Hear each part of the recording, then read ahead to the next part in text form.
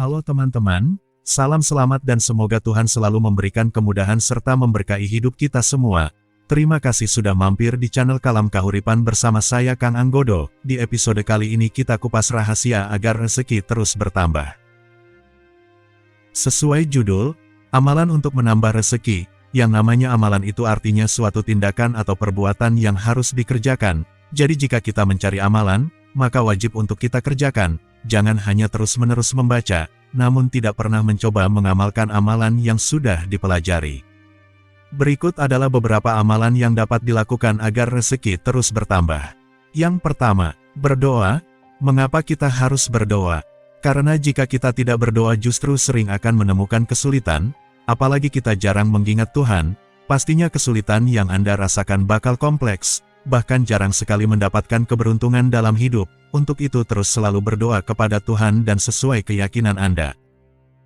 Untuk mendapatkan rezeki yang berlimpah, usahakan sebisa mungkin pikiran dan hati Anda mengingat Tuhan Sang Maha Kuasa, dibarengi meminta kepadanya dengan tulus dan percaya bahwa Tuhanlah satu-satunya sumber rezeki sejati. Mungkin Anda pernah menjumpai orang-orang di sekitar Anda yang taat dalam agamanya memiliki kehidupan yang lebih baik tanpa bekerja sekeras kita, karena memang siapa saja yang mau mendekati Tuhan pasti bakal dimudahkan rezekinya. Beda cerita jika kita selalu merasa diri kita mampu mencari rezeki sendiri tanpa melibatkan Tuhan, tentu terasa berat dengan hasil yang biasa-biasa saja atau bahkan kurang untuk mencukupi kebutuhan kita. Ibaratnya dalam pagelaran perwayangan, tokoh wayang yang dekat dengan dalangnya pasti sering dimainkan. Berbeda jika tokoh wayangnya berada jauh dari dalang, tentunya jarang dimainkan oleh dalang. Bahkan terkadang hingga akhir cerita perwayangan tidak dimainkan sama sekali oleh dalang. Di sini jelas ada pesan untuk kehidupan nyata kita, yaitu ada perbedaan siapa yang jauh dari Tuhan maka akan jarang diberikan peran dalam kehidupan. Yang kedua, berinfak atau bersedekah. Artinya berbagi rezeki dengan orang lain dapat membuka pintu-pintu rezeki dari segala penjuru. Banyak sekali bacaan tentang menambah rezeki dengan bersedekah, namun terkadang kita masih hanya merencanakannya saja atau masih ada kekhawatiran bakal makin berkurang dan tidak cukup untuk kebutuhan kita. Jika masih ada perasaan begini, jangan harap rezeki akan mudah terbuka pintu-pintunya. Buang semua jiwa dan rasa pelit dan khawatir ketika hendak berniat sedekah. Sedekah itu tidak hanya uang, bisa berupa hal lain seperti ide kreatif, tenaga kita atau berbagi sesuatu yang bermanfaat pada yang lain. Jangan pernah ikuti sudut pandang orang yang jarang berkontribusi, karena kemungkinan besar alasan yang Anda cari sebagian besar akan mengikuti gagasan mereka. Yang intinya masih membuat Anda khawatir untuk bersedekah. Demi terbukanya pintu-pintu rezeki kita tetap perlu mencoba setulus mungkin untuk mulai berpikir dan mengamalkan sedekah serta berbagi hal-hal yang bermanfaat pada sesama manusia. Beramal baik tidak memiliki batasan, entah dibagikan ke lawan atau kawan, dogma bersedekah akan berlaku dan membuka pintu-pintu rezeki agar bertambah. Mulailah bersedekah pada setiap kesempatan ketika hati ingin berbagi kebaikan. Yang ketiga, bersihkan harta berzakat, agar membawa energi kebaikan dalam hidup kita. Seperti menunaikan zakat dengan cara yang benar, yaitu menunaikan zakat sesuai dengan aturan yang telah ditetapkan. Jangan berusaha cari alasan untuk menawar aturan Tuhan, karena dari manusia sebelum kita saat ini sudah lebih dulu ada manusia dari generasi lama yang taat dan tidak taat dengan aturan. Pastikan saat ini mulai belajar jadi bagian orang yang taat dengan aturan Tuhan yang tak pernah berubah hukum-hukumnya, yaitu salah satunya menunaikan zakat fitrah, zakat mal, dan zakat lainnya. Karena zakat membantu membersihkan harta dan membuka pintu rezeki yang berkah serta kebaikan pada diri kita sendiri, dan ini juga pasti membuka pintu rezeki kita menjadi lebih berkecukupan karena keridhaan dari kita mengikuti aturan Sang Maha Kuasa. Rasakan sendiri perbedaannya jika kita taat dan tidak taat pada aturan Tuhan, maka apa yang kita rasakan? Apakah sudah benar-benar cukup dan bahagia? Coba renunglah sendiri. Penting untuk belajar melihat diri sendiri dulu. Tak penting untuk selalu melihat orang lain yang tidak menjalankan aturan Tuhan, karena kita sejatinya hanya bisa melihat orang lain, namun tidak mengerti rasa yang mereka rasakan saat mereka meninggalkan aturan-aturan yang berlaku. Amalkan zakat jika kita berkewajiban berzakat.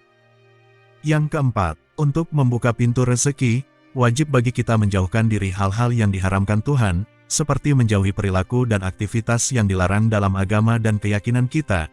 Contoh, berbuat seenaknya, semaunya, mencuri, memakan riba, dan berdagang dengan cara yang tidak halal, saya berani bilang orang yang mampu meninggalkan hal haram dan mau berusaha mencari hal yang halal pasti lebih bahagia hidupnya, pikiran, perasaan mereka tidak akan setegang orang-orang yang melanggar aturan. Orang yang bertekad menjauhi hal haram justru lebih mudah mencukupi kebutuhan bahkan keinginan karena dimudahkan Tuhan dalam usaha-usaha mereka mencari rezeki dan itu pasti membuat orang jadi bahagia. Karena rezeki dan keinginan terpenuhi, beda cerita dengan orang yang masih terjebak dalam dilema dan pola mencari rezeki dengan cara yang haram, mereka akan cenderung bekerja lebih keras, tegang, zolim, yang berujung merampas hak-hak orang lain, pasti akan kena dampaknya cepat maupun lambat. Karena ada ayat dalam kitab suci, yaitu, kita mendapatkan apa yang kita kerjakan, ketika kerja halal dapat yang halal dan keberkahan lalu bagi yang kerja haram, zulim dapat keburukan itu juga. Yang kelima, bekerja keras dan cerdas, usaha yang keras dan cerdas merupakan faktor penting dalam meningkatkan rezeki kita. Dengan berusaha yang sungguh-sungguh, menjalankan tugas dengan baik, serta terus belajar meningkatkan keahlian dan pengetahuan, maka rezeki juga akan meningkat. Ada salah satu hadis dari Abu Hurairah, Rasulullah bersabda, sesungguhnya Allah menetapkan ketentuan bagi semua makhluk 40 hari sebelum mereka diciptakan dalam rahim ibu mereka, berupa rezeki yang baik, ajal yang baik, dan kebahagiaan atau kecelakaan. Maka seorang dari kalian hendaklah berusaha semampunya dalam mencari rezeki yang halal, artinya wajib memulai dari yang halal dulu bukan hasil sedikit atau banyaknya, namun sebisanya dan halal. Tak perlu memforsir diri yang justru cenderung kadang menjadikan kita keluar dari jalan yang halal. Sekuat apapun kita mencoba berusaha kuasa keberhasilan bukan pada diri kita. Walau Anda mengetahui berbagai cara-cara untuk mendapatkannya namun kuasa Tuhan masih tetap yang utama untuk menuju kesuksesan. Jadi tetap menghamba dan tidak perlu melampaui batas-batas aturannya. Karena jelas itu hanya seperti debu yang ditiup angin kencang. Fokus memulai dari yang halal kunci untuk membuka pintu-pintu rezeki agar terus bertambah. Yang keenam, yaitu, menjaga amanah, menjaga dan menghargai amanah yang diberikan oleh Tuhan, baik itu berupa pekerjaan, usaha, atau kepercayaan dari orang lain. Dengan menjaga amanah, rezeki pasti akan lebih mudah bertambah. Karena sejatinya orang-orang yang berkembang dalam bisnis dan usahanya pasti melibatkan banyak orang dan relasi hubungan antar manusia, tidaklah mungkin orang kaya raya sukses bekerja sendirian, dari dulu, saat ini dan hingga masa yang akan datang akan tetap berhubungan dengan banyak orang untuk mencapai keberhasilan. Disinilah kita penting menjaga kepercayaan dan amanah sebaik mungkin demi terbentuknya suatu kegiatan bisnis atau usaha yang lancar dan berkembang pesat. Tentu jika kita masuk ke dalam suatu bisnis atau usaha dalam upaya mencari rezeki halal dibutuhkan amanah, kepercayaan, kerja keras dan kebersamaan dalam visi misi dan tanggung jawab dan bekerja sama untuk mencapai kesuksesan yang lebih besar dan otomatis bertambah rezekinya jika circle bisnis dan usaha yang kita upayakan berkembang pesat karena kerja sama yang dibangun dengan baik. Untuk menjaga kebersamaan perlu terus digaungkan dan diutamakan prinsip-prinsip positif dalam hubungan antar manusia dimanapun tempat kita berada. Contoh logikanya, mengangkut kayu di hutan seorang diri tentu yang bisa dibawa tak lebih banyak dari yang mengangkut kayu dua orang atau lebih, jadi maksudnya bersama-sama akan membuka rezeki yang lebih besar daripada solo atau sendirian. Nah, semoga konten ini bisa memberikan inspirasi untuk Anda. Terima kasih sudah meluangkan waktunya untuk mampir di channel Kalam Kahuripan. Teman-teman boleh tekan tombol subscribe mulai dari sekarang. Sampai jumpa lagi di konten berikutnya. Salam selamat, Tuhan pasti segera membantu segala urusan Anda. Amin.